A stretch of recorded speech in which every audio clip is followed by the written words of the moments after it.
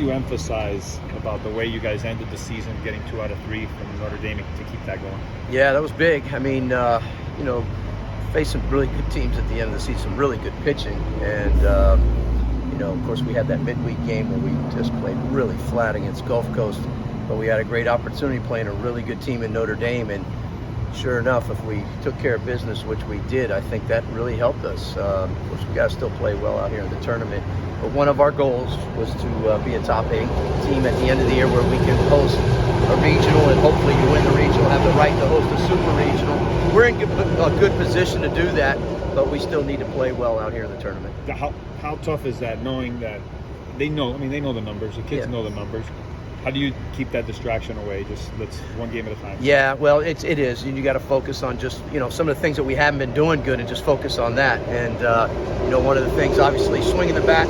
We've been playing from behind a lot in some of the, even though games that we had won, it seemed like the opposing team was scoring us. One of the things, I wish I could save that speech and they could all do that every game, but come out. We talked about coming out and scoring early. My goodness, 7 runs right out of the gate, and then come back again, and then kind of the knockout blow later in the game. But and again, another reason why it'd be good to play here. I mean, at our ballpark, I think we've won every series except one, if I'm not mistaken, all year long. And so we've played well in our ballpark, and obviously want to be in front of our fans. It's a great experience if you can play in a regional and a super regional in front of your hometown fans. How difficult is it to manage what you're going to do here in these first 2 games? Yeah, well, we got to concentrate. We talked about it. This can't be like a tune-up for the NCAA tournament. We can't do that. In years past, I got to be honest, when we first got into the ACC, it was kind of that, because we were so used to just, we're going to the tournament, we're going to host, and, we're going to go to Omaha, and everything is a little bit more difficult now.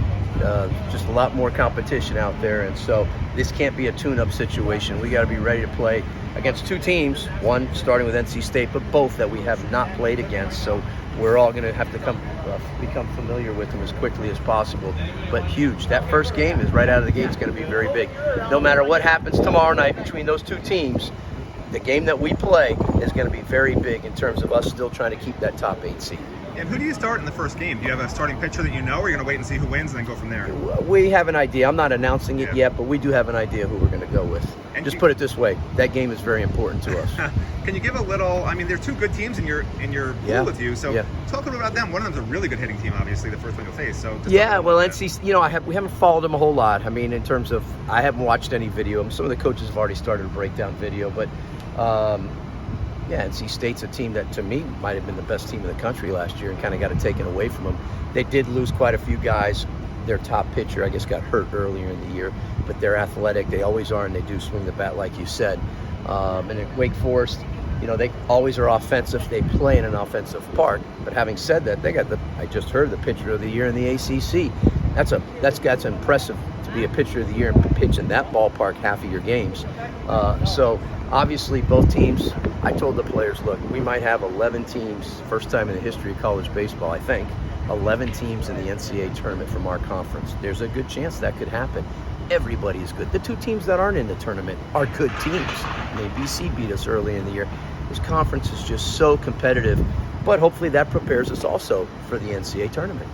Coach, you just mentioned tomorrow, your first game is going to be important regardless. Yep. Can you speak more on that and why that is so important for you, again, regardless of results? Well, we're trying to continue to stay up in the rankings. We want to, it just, bottom line is trying to continue to play good baseball and keep that opportunity to possibly host a national seed. I think the regional is kind of a foregone conclusion, but the national one would be nice to be able to host that.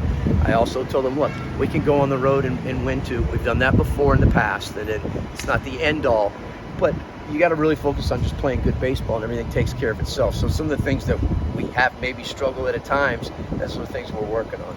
We'll do one last question for Gino because the boss needs to leave. How much of a luxury is it to have Andrew back of your bullpen? He's the best reliever in the country all year. It makes it makes a coach look very good. When you can go to a guy like that, and we've been fortunate over the years to have some really good ones, some dominant ones, and he's right up there with them. To be able to turn to him in the 8th or 9th inning is a huge luxury and very, very important. A closer, Coach Morse used to always say, it's the guy with the ball in his hands at the end of the game when it means the most.